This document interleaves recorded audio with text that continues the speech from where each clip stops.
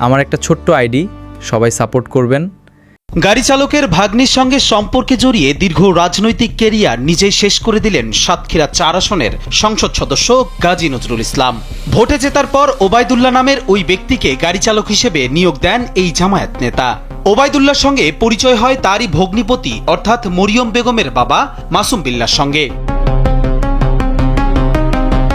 মাসুম বিল্লাহ পরিবার সহ থাকেন ঢাকার মিরপুরে। ঢাকায় বসেই জামায়াতের বিভিন্ন আন্দোলন সংগ্রামে নিয়মিত অংশ নিতেন। ব্যস্ততার ভেতরেও পৈতৃক বাড়ি সাতক্ষীরায় যাতায়াত ছিল নিয়মিত। তারই কন্যা মরিয়ম ঢাকা থেকে এসএসসি দিয়েছেন। তাদের বাসায় যেতে যেতে নজরুল ইসলামের সঙ্গে তার পরিচয় হয়। স্যান্ডেলিনা সো, রূপচর্চায় আভিজাত্য।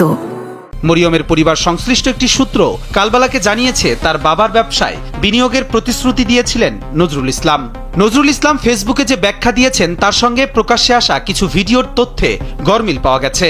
ভিডিওতে তাদের আটক করা ব্যক্তিদের মুখে বলতে শোনা যায় এই বাসা নীলার থেকে ভাড়া করেছেন। তখন নজরুল ইসলামকে বলতে শোনা যায় ওই তরুণীর ভাগ্নে রুমটি